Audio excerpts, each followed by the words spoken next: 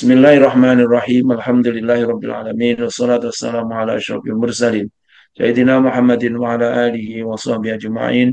Ya Rahman ya Rahim ya Latif ya Karim. Ya Allah ya Azim ya Fatah ya Alim iftah qulubana wa qulub ahlina wa dhurriyyatina bi futuhil arifin wa faqina fid din wa alimna ta'wil wa hdina ila sawa'is sabil. Allahumma rzuqna ya rahman nabiyyin wa hifdzal mursalin wa ilhamal malaikatil muqarrabin bi afiyatin ya arhamar rahimin. Wa sallallahu ala sayyidina Muhammadin wa ala alihi wasallam. Walhamdulillahi rabbil alamin. Qala al-musannifu rahimahullah wa nafa'ana bihi wa bi ulumihi wa bi asrari fid dharain amin.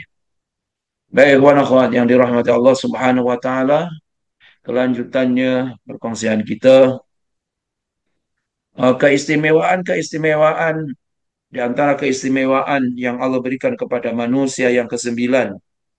Allah Subhanahu wa taala menjadikan manusia sebagai sasaran dan godang penyimpanan bagi semua nama-nama Allah Subhanahu wa taala.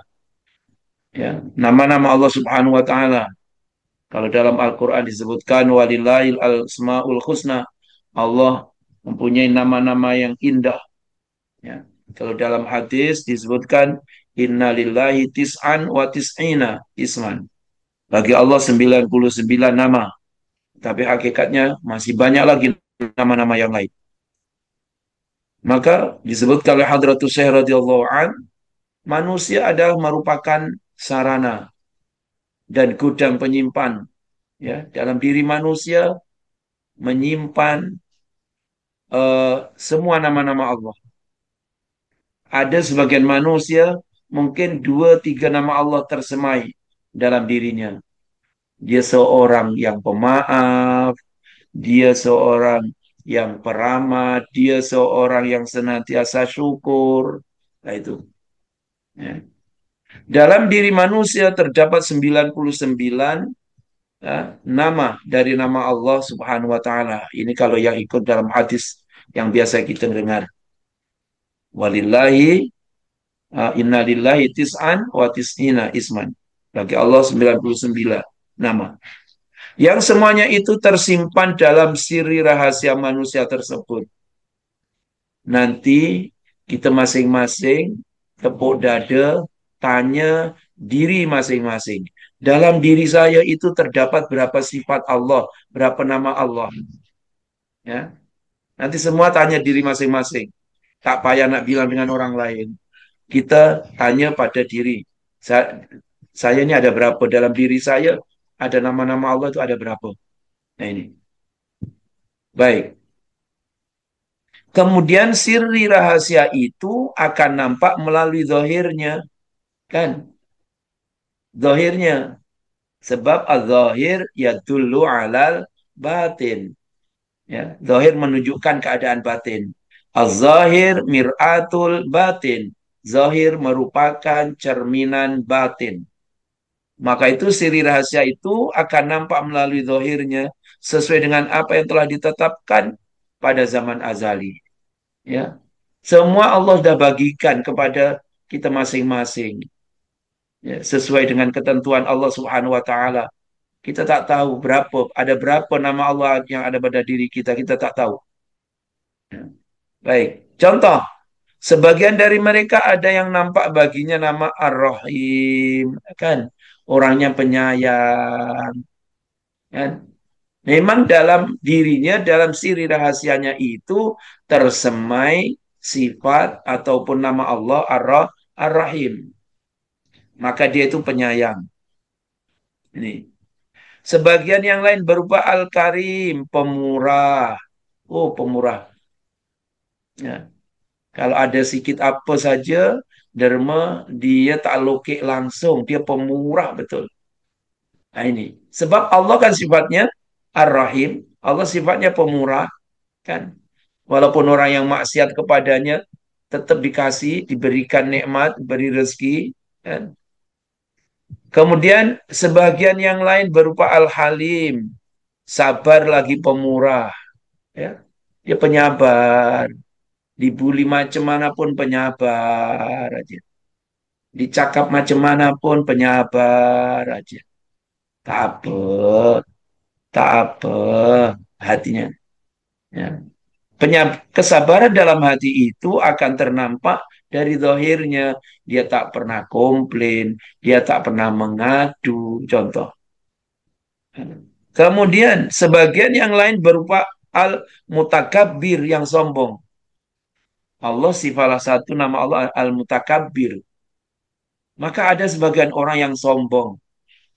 Orang yang sombong. Dan kesombongan dalam hati itu akan ternampak dari gerak-geriknya.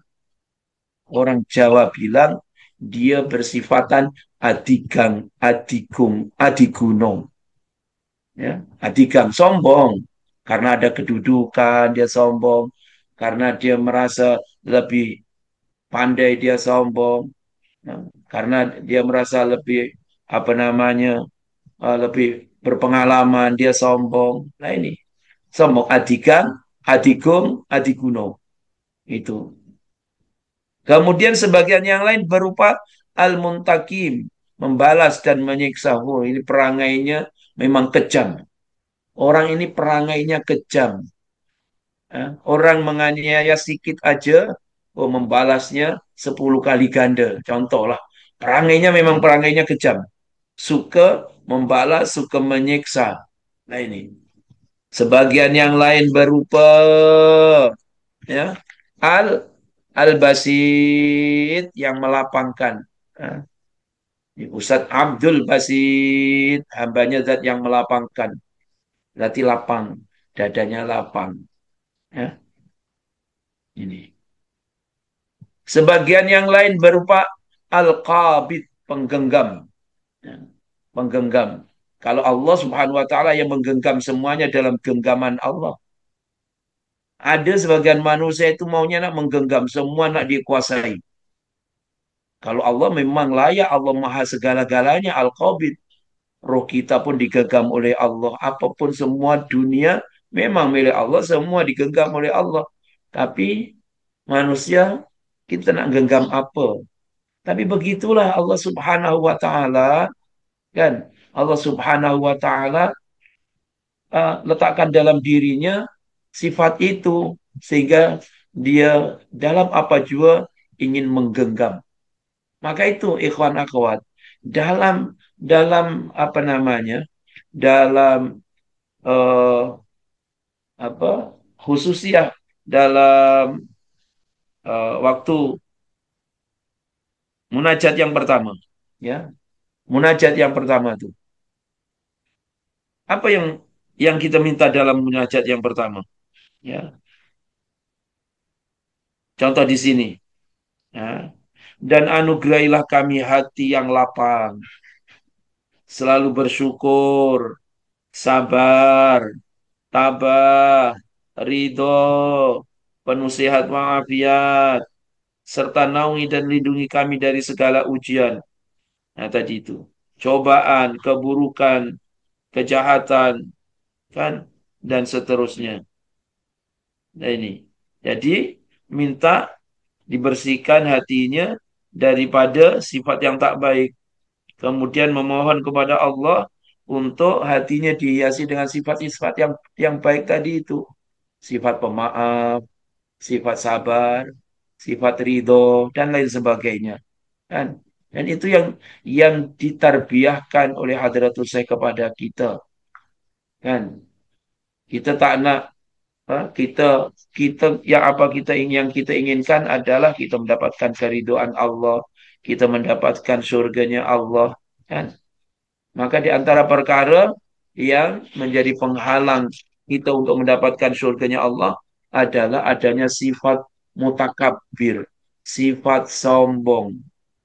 Nah, selagi mana dalam jiwa kita ada sifat sombong, jangankan nak masuk surga, cium bau surga pun tak akan dapat.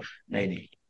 Baik, kemudian terkadang manusia mempunyai sifat dengan beberapa nama Allah secara berturut-turutan dalam satu waktu.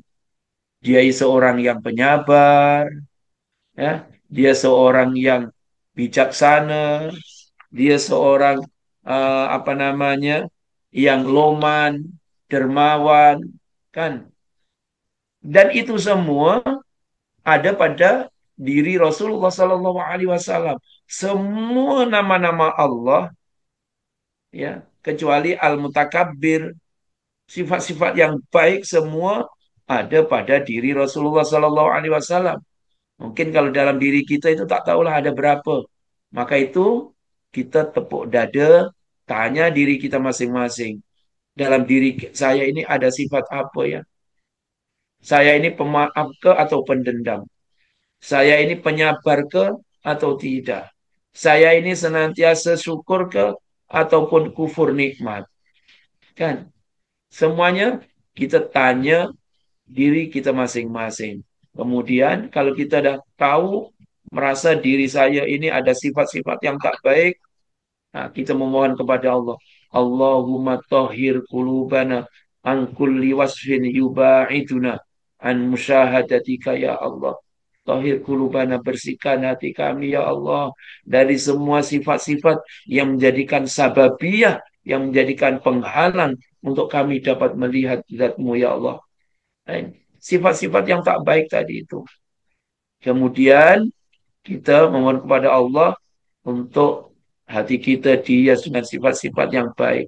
Sifat penyabar. Kalau dulu sebelum ikut majelis khususi, panas baran dia tuh. Habis sekarang as-sabur, dia penyabar. Dulu amit-amit jabang bayi, kan katanya dia ini bakhil bin kedekut. Tapi sekarang, oh dia ini dermawan betul. Nah, dermawan. Mana-mana kecamatan ada zikir apa namanya, ada ini manakib kubro, dia tak pilih-pilih mana-mana. Dia akan nyokong.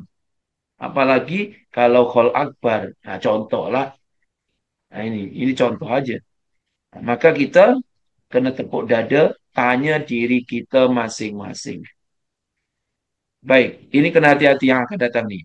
Ketika manusia telah sirna dari perasaannya dan sirna dari dirinya, dan tak ingat apa-apa, tak ingat kalau dirinya manusia juga, maka tampaklah baginya cahaya-cahaya ketuhanan, sehingga akan terucap ananiyah, saya Allah, Maha suci saya, Maha suci aku dan sebagainya. Ya, dengan tanpa disengaja atau disadari, tetapi karena rindunya kepada Allah, kan? Nah ini, karena rindunya kepada Allah, pokoknya hanya Allah, Allah, Allah. Apabila ditanya, mana, mana kamu? Tak ada, yang ada Allah, contohlah. Dan karena hal inilah Sayyiduna Husain bin Mansur al-Hallaj dibunuh. Nah ini dibunuh. Baik, nanti kita sedikit jelaskan. Ya, statusnya kenapa dibunuh? Statusnya adalah kafirun fid dunya. Dalam hukum dunia dia kafir sebab mengaku dirinya Allah. Padahal dia mengucapkan dalam keadaan tak sadar. Kalau di Jawa siapa? Kalau dalam kisah dalam buku ini adalah Al-Hallaj. Kalau zaman Wali Songo sama jenis. Ah, Syekh Siti Jenar. Syekh Siti Jenar. Dalam keadaan sirna, dah tak ingat dirinya. Tak ingat dirinya. Dan sirna dari dirinya. Sirna dari perasaan dirinya. Tak ingat. Yang diingat hanya Allah. Apabila ditanya mana Syekh Siti Jenar. Syekh Siti ini Jenar, nggak ada. Yang ada Allah. Nah, maka itu ada pemahaman manunggaling kawulo Gusti. Kan gitu. Baik. Itu jangan didalam-dalamkan. Ya. Jadi kalau menurut hukum syariatnya memang memang kafir, maka dikatakan kenapa dibunuh? Contoh Al-Hallaj dibunuh, kemudian Siti Jenar dibunuh. Kenapa? Statusnya adalah kafir fid dunya, mukmin fil akhirah. Di dunia dihukumi kafir, akan tetapi di akhirat dihukumi mukmin. Nah, ini penterjemah diambil daripada pengajian Hadratus Syekh radhiyallahu an. Nah, sebab membahayakan orang awam, kan? Ini bahaya. Ya. Walaupun hakikatnya dia mengucapkan itu dalam keadaan sirna dari perasaannya dan sirna dari dirinya. Dia dah tak ingat apa-apa. Yang diingat hanya Allah. Kalau ditanya semuanya pokoknya Allah, Allah, Allah, Allah, Allah. Itu aja. Nah, baik. Seseorang dianjurkan untuk berakhlak dengan akhlak Allah Subhanahu wa taala yang Maha Pengasih. Kan kita dianjurkan oleh Rasulullah untuk berakhlak dengan akhlak Allah yang Maha Pengasih. Akhlak apa? Rahmanir Rahim. Kebanyakan daripada Asmaul Husna yang banyak disebutkan Ar-Rahman, Ar-Rahim, Ar-Rahman, Ar-Rahim. Kalau Ar-Rahim itu di akhirat, Ar-Rahman yang di dunia. Maka itu kita dianjurkan untuk bersifatan dengan sifat rahmah. Rasulullah Shallallahu Alaihi Wasallam adalah rahmah, kan? Wa ma arsalnaka ila rahmatan lil alamin. Nah, itu rahmatan bagi alam. Alam adalah masih Allah untuk siapa saja. Maka kita dianjurkan untuk berakhlak dengan akhlak Allah Ar-Rahman yang Maha Pengasih. Bukan hanya kasih sayang dengan sesama Muslim saja, tapi kita juga kasih dengan non-Muslim, dengan binatang.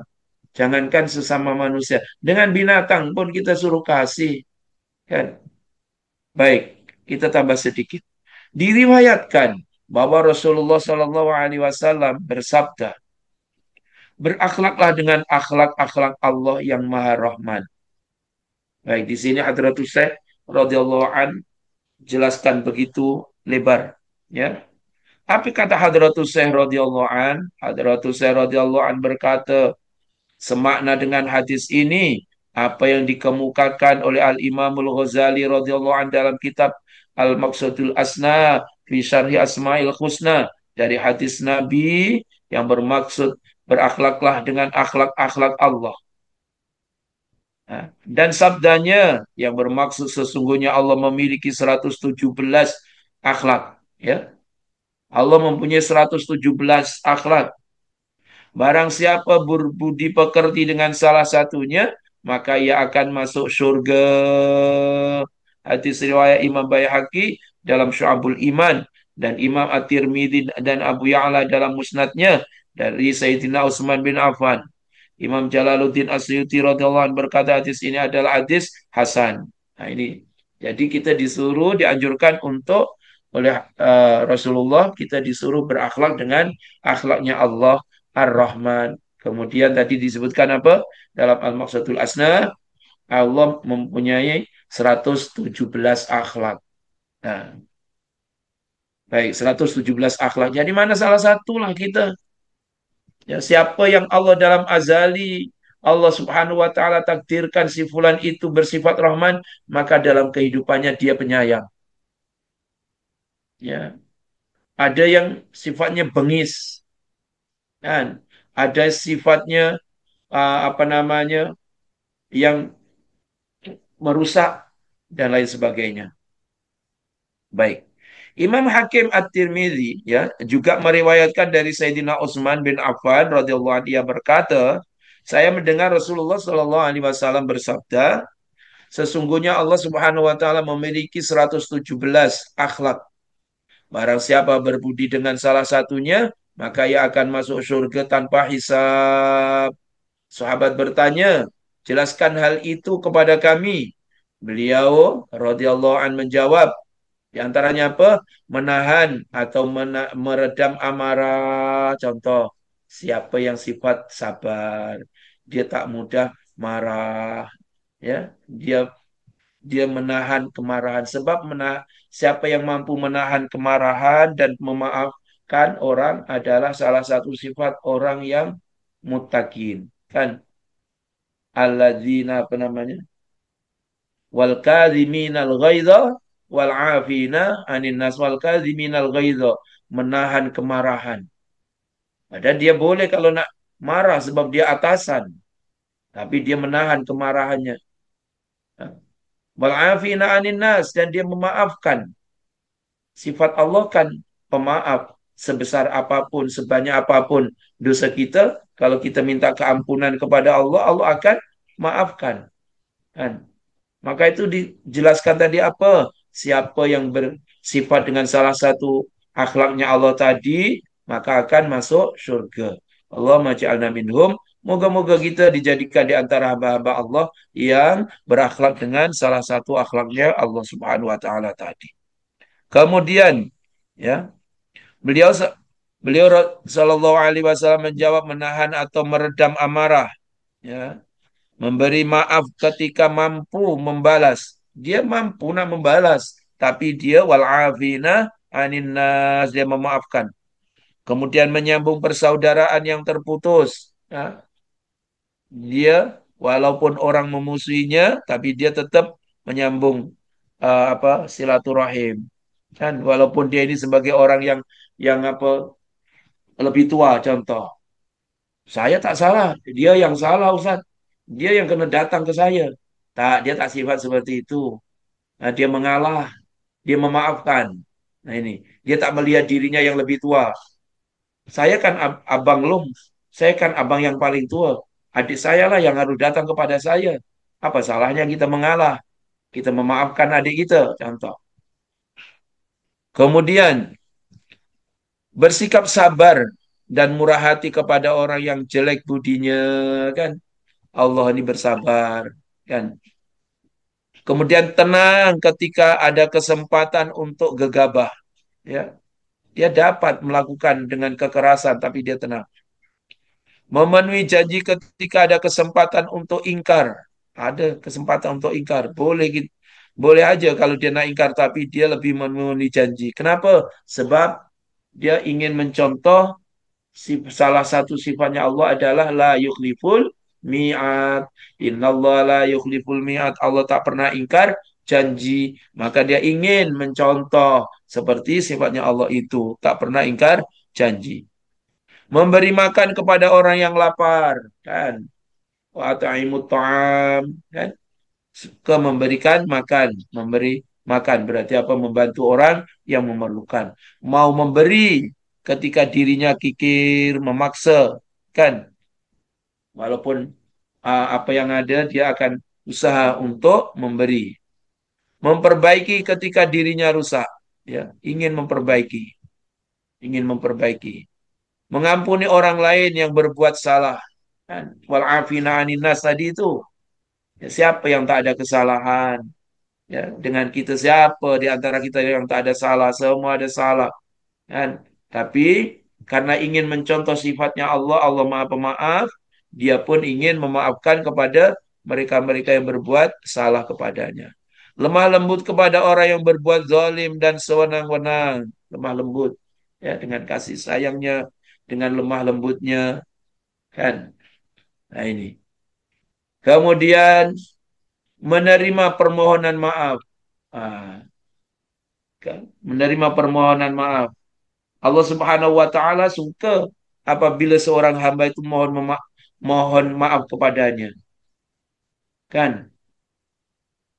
Kalau kalau ada hambanya datang mohon maaf, Allah ini suka.